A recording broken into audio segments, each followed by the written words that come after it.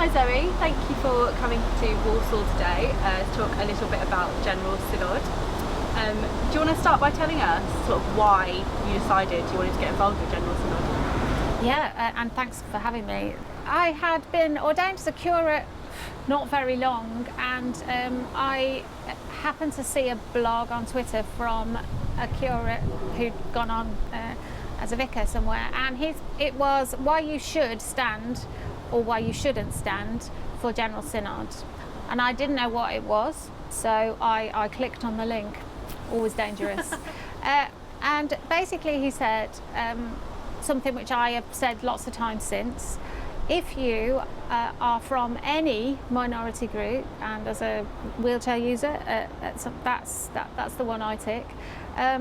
But he listed if you have a disability, if you're from a global majority ethnicity, if you are under 45, if you're female, if you're from the LGBTQ plus community, then and you care passionately and there's something you want to say, you will get heard, because chairs of General Synod are required to call a range of voices. So at the time I was starting to feel cross about quite a lot of things, particularly around access to church. So I was like, well, I have got something to say, and I definitely ticked one of the boxes. So I decided to find out a bit more, and that's where it all began. Amazing. So how does it work, Zoe? What even is, take it right back, what even is General Synod? Basically, General Synod is the church name for the church parliament, so it's where all the decisions which govern and shape everything in the Church of England happen. So it's like PCC for church, then you go deanery, then it's diocese, then it's General Synod.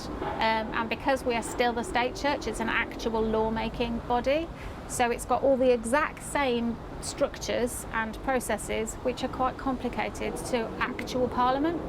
So basically that's the place where things that people care about get discussed. So climate change, how you fund youth work, what you can and can't do with your buildings, who gets ordained and who doesn't, policies over who's allowed to get married and who isn't in church, all the stuff that there have been decisions made. It's really, really important that people who are part of church now, people in the pews, know that this is where the decisions are made, and that anybody can stand for election and represent Lichfield Diocese, because we elect representatives from clergy and laity. And it would be a really good idea if the people who were elected to represent us are actually representative of who's in church. So what's the current makeup of General Synod, and why is there more of a push to get younger people in? Well, it looks an awful lot like government already. So there are a lot of people who are white-haired, white-skinned, middle class, and who you'd expect to see in committees and perhaps in government committees as well. Excitingly though, 6 years ago, when the new synod was elected, the demographic did go down by 11 years, which was good, but there are still not enough women, particularly young women. There are definitely not enough people from global majority ethnicities, and that's something that the church is really trying to own. And there has been some real changes on how accessible it is for people with different disabilities, and that's something that I've been able to get really involved in. And so if you care about anything, actually you don't just get to turn up and vote, you can get involved in the committees that then go away and do the work. So it's not just a place to stand up and have a bit of an argument or make lots of political points. It's a place where you can then be part of the committees that then goes away and does some work and then brings it back to look at it again and see whether it becomes policy. Normally it meets twice a year, once in London for about 4 days, and then and that's always in February, and then we meet in the University of York campus in July, and that's a bit longer. It's usually over a weekend. It's a lot more informal, and you all stay together on campus, which is so it's actually much more fun. There's a lot of papers to try and read before you get there, but there's plenty of time to do it when you're there. And then there's an agenda of all the different items of business that's going to happen. So yes, it's lots of meetings, or we all get together and hear different items on the agenda and then make decisions about things. But then you spend a lot of time getting to know people who are really different to you. It's a great opportunity to meet people who have a whole different experience of church and life, but who care about stuff, and then get involved and do some work together, because there's an awful lot of work that happens outside of those meetings. If you want to, you can get involved as much or as little as you like. A lot of people find they only have the time to go to those twice a year things, and it's plenty, and we really need people to fill those spots. But there are loads of committees that are elected or appointed every year to then carry forward that work and bring it back. So Zoe, you're a vicar and part of General Synod, but what are the actual qualifications to be part of General Synod? You have to be someone who goes to church, and that's really it. It matters that people who are there are people who care about things. There's quite a thorough induction process, and lots of people feeling the same. So there's ongoing kind of training and support while you're there. But really people who are passionate and people who are willing to hear people's opinions and to be able to get up and challenge those sometimes, and be part of a bigger process, I suppose, that brings about change. So if you're someone who cares about things and you're someone that wants to be an agent of change, and you're like, do you know what, why do we do it this way, and why can't we not do it that way? Why can't we change this? Well, this is how change happens. You kind of have to be in the room for that. So really just caring about those things is the way to do that. And actually, interestingly, I'm dyslexic, and there's quite a lot of people who are dyslexic, and now they are just much more clued up. You can ask for information in the format that's useful for you, and there are loads and loads of ways that people kind of help equip each other whilst you're there. I heard a rumour that you guys might be the youngest PCC in the whole diocese. So, what qualities do you need to be in the youngest PCC ever? Jim. Jim. I actually went onto the PCC because I stood for Deanery Synod to get involved in the local community of churches around Walsall, not just within the communities around St Matthew's, and as a result of that I'm also on PCC, which gives me a great chance to get involved in the running of the church behind the scenes, and entering into those sort of discussions and planning the future of St Matthew's. Amazing. I think for me, PCC gives me the opportunity to have a voice and to challenge constructively, whether it's a standing committee or our rector, and I think it's a great way to also challenge your own thinking as well about what are your own values, what are your own beliefs, and how does that contribute to the wider body of the church as well. So I think if we look at an example of St Matthew's, we're doing a big legacy project, so how do we see the church, the physical building, and what do we see that looking like in the future, and how can that contribute? So being part of the PCC and being able to contribute to that shaping, I think is a fantastic opportunity.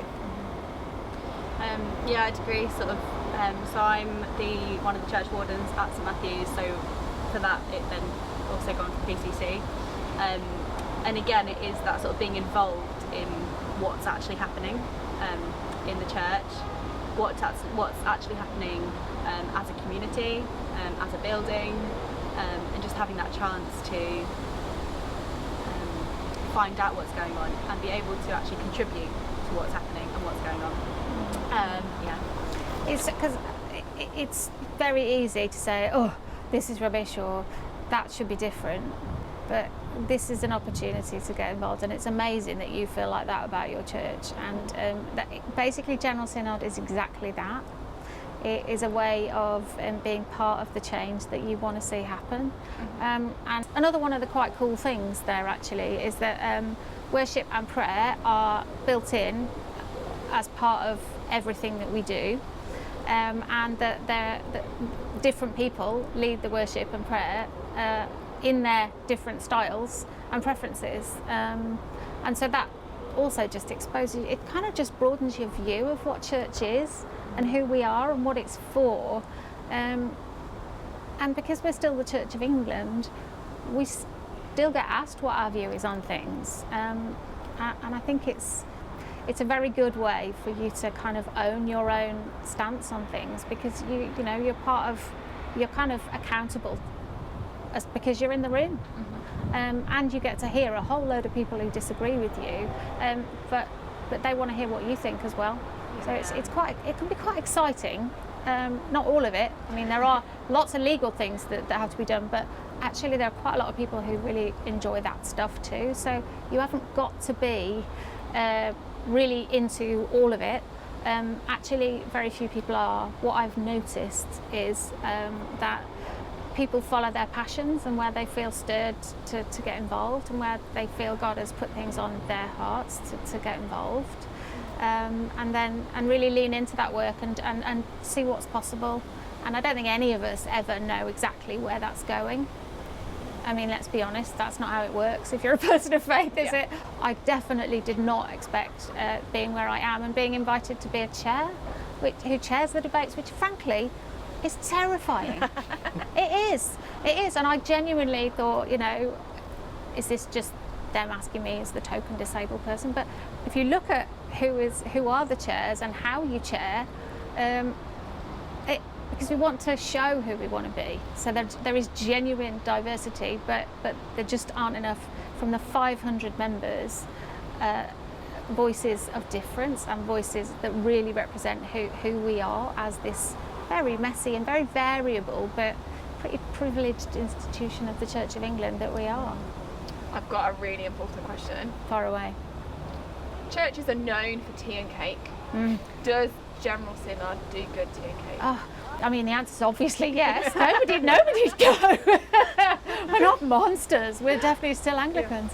There's a lot of socialising goes on, and you come back absolutely shattered, but in a good way. We're pretty much mainlining coffee and cake for days, really, except for the social fringes and things, and that people put on socials, and so there's usually some beer or wine involved with that as well, which is Great quite nice. Yeah, it is quite nice. You will definitely, by taking part in that, get to become friends with the kind of people you might never meet, because you know we're kind of all quite busy in our own little furrows, aren't we? And so that is kind of one of the best things about it, is you get to meet other Christians who care about things and be involved in something. But yeah, it is pretty important that we get the main things right? So the big question is, how do you apply? Well, there's details linked to this video specifically, but basically it's the same as PCC but bigger. And so as a layperson, you ask somebody to nominate you and second you, and there's a form for that. And then you write a little bit about who you are and what you care about and what you would like to do, and what, you know, what qualities you might bring. And then whoever's on Deanery Synod elects the lay members. So it's a really good idea to asking if you can turn up and just say hello to people who are at Deanery Synod, or to come to Diocesan Synod and say, I've decided to stand, is there anything more you want to know about me? And so voting happens that way. If you're a vicar and you decide that you're going to stand, then pretty much the same thing, but everyone who is a clergy person will get sent a voting list and you have a little A5 sheet and a picture of yourself going, vote for me. And honestly, that's the hardest and weirdest part of the whole thing. Nobody wants to do that. It's not very Anglican at all, is it?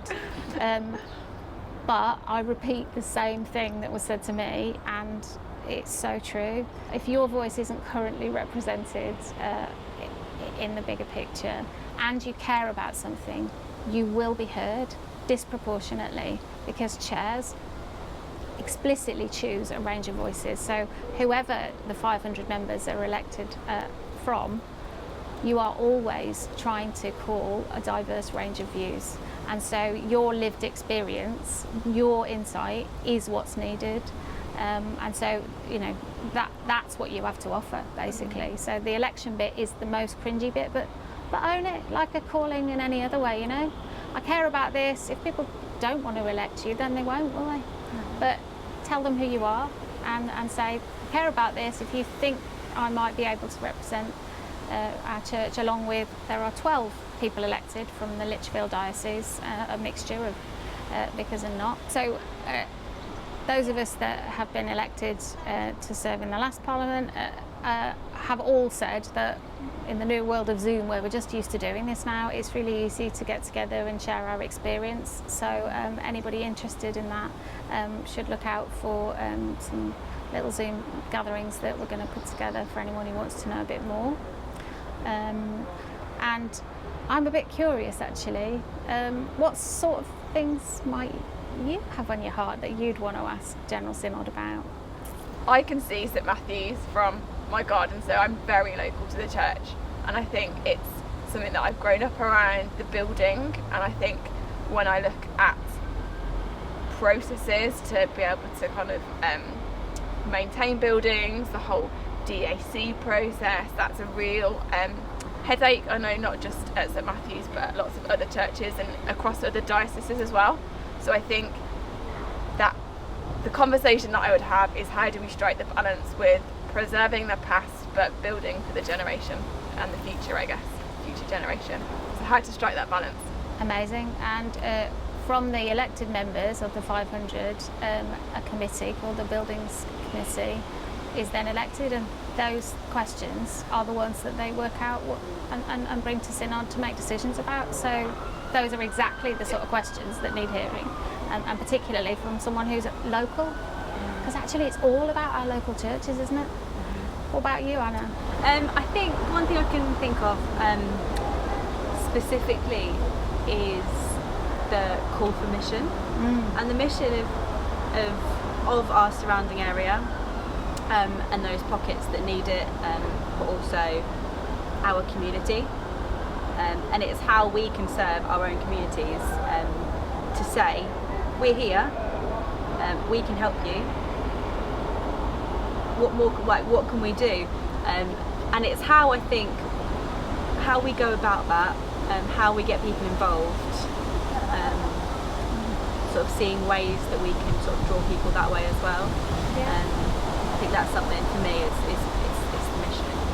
Things like how mission is funded is so, you know, there's mission and evangelism committees who look at exactly that stuff. So, you know, make big decisions about large numbers to do with things like digital evangelism or youth or local partnership projects, and that stuff is more real than ever, isn't it, now in a pandemic?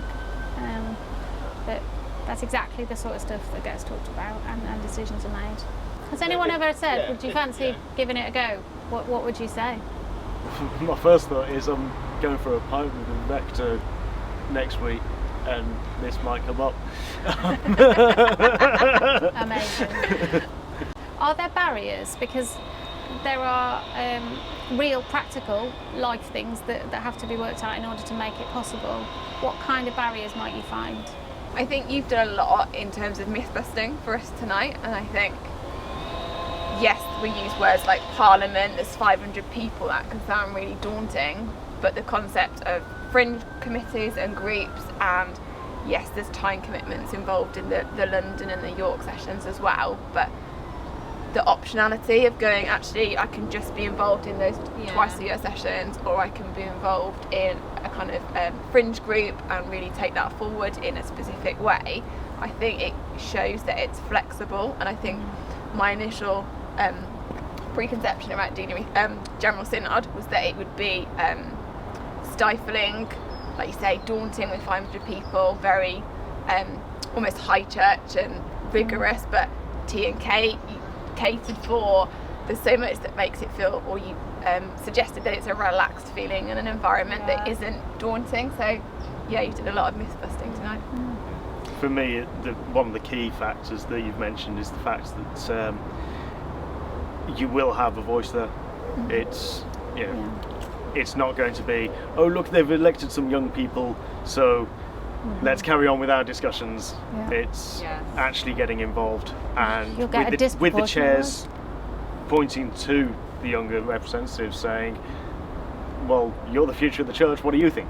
Yeah, that's exactly it, because I don't think anybody who's there doesn't care about the church of the future, and in truth we need the church of the future to be in the room, don't we, making those decisions.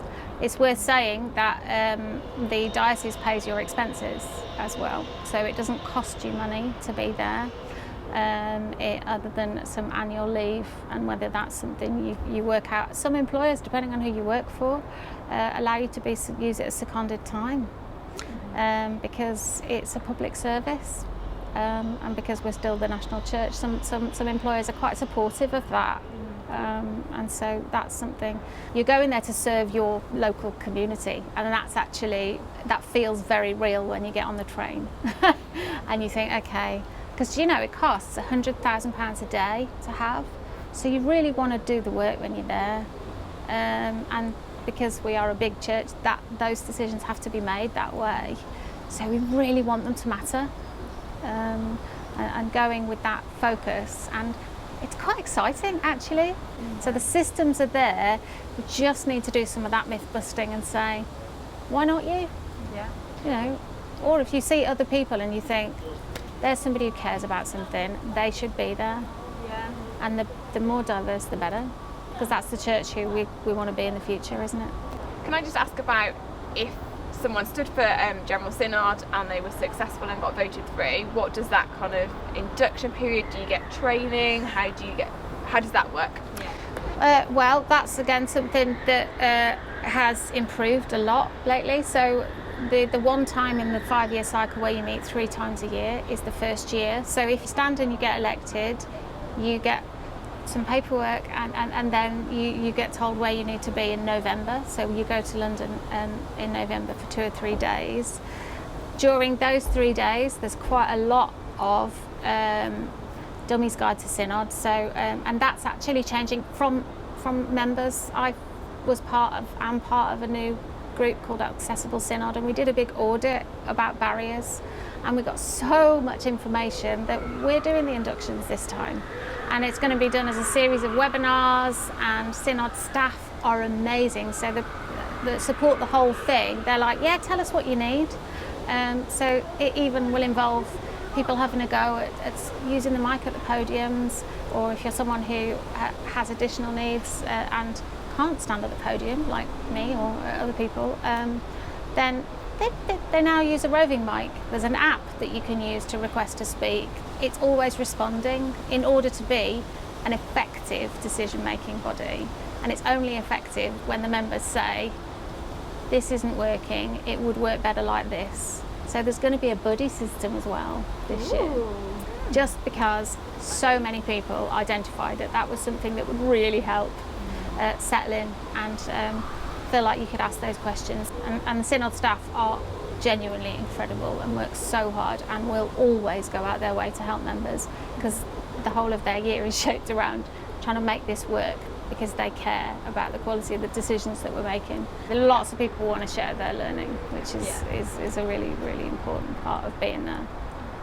So just to close, just wanted to ask you, what you think, so in your opinion, what's the most important thing for you that's happened in the last 5 years, or your greatest achievement, and what do you see as that main focus in the next 5 years? It's actually quite hard to pick one thing.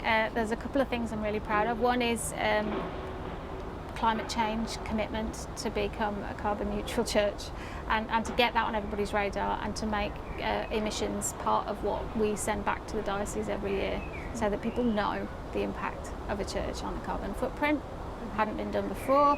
And the other one that we've done over the last 5 years is really taking the lid off the impact of conversion therapy and the way people have been oppressed and discriminated against, and that is now something that the National Parliament is now looking to make illegal and prosecutable. So that's a big and that the achievement of that has been that Synod has really had to learn to listen to each other. So we've done the Living in Love and Faith as a synod. So we've had breakout groups and facilitated sessions that we always do in York. And so some of that was painful and hard, but it really, really needs doing. Thank you so much. Thanks for having me. It's a No, gorgeous, thank you. gorgeous night to sit It under your is. gorgeous, gorgeous church. It's